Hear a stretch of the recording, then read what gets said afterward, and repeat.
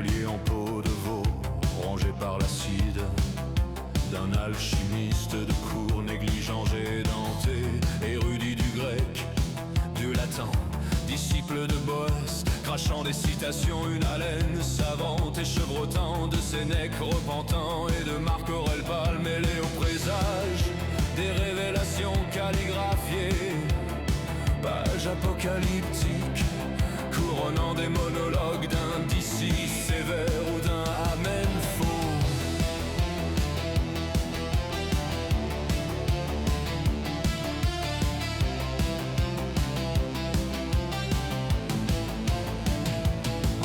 De la page 63, pliée, une main tremblante a laissé une note pour un destin à venir.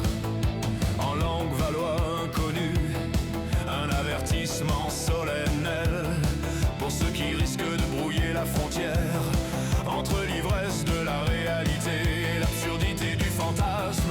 Un guerrier mort sur un îlot atlantique se lèvera mais ne maîtrisera pas le canal du Nord, piégé dans la pierre humide et sombrera dans l'abysse maudit et craché.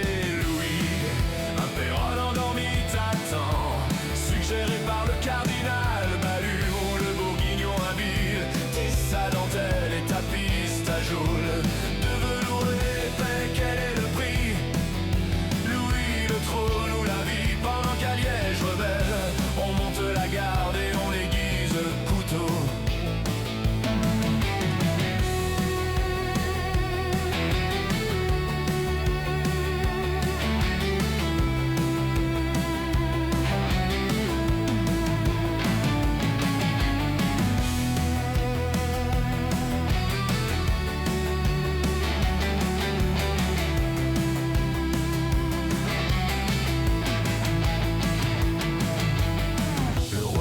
L'amertume du raisin noir roule le gobelet entre ses paumes.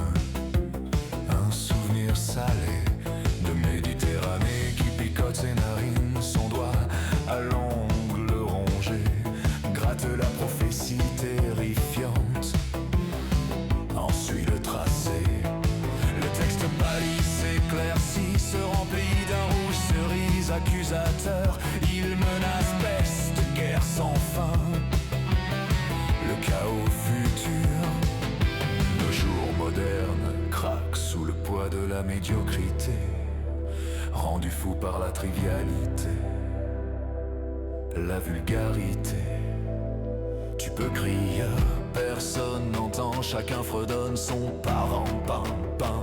Son univers stérile, certains hurleurs s'étouffent avec du plomb, mais la plupart me le sont des pièces d'argent. S'accrochant au pied de la vache dorée, la horloge commune affamée, et tente de mordre la gorge de ceux qu'il nommait amis hier. La nuit a versé son encre violette, éteint les torches dans les couloirs vides.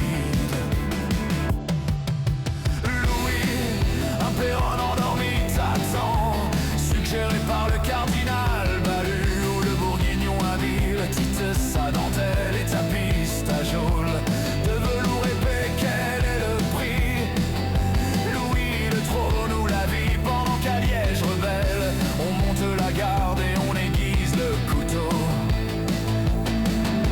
Le hurlement désespéré des lévriers, les cris lointains des palefreniers, et Louis impuissant face à l'insomnie avale la nuit d'un trait.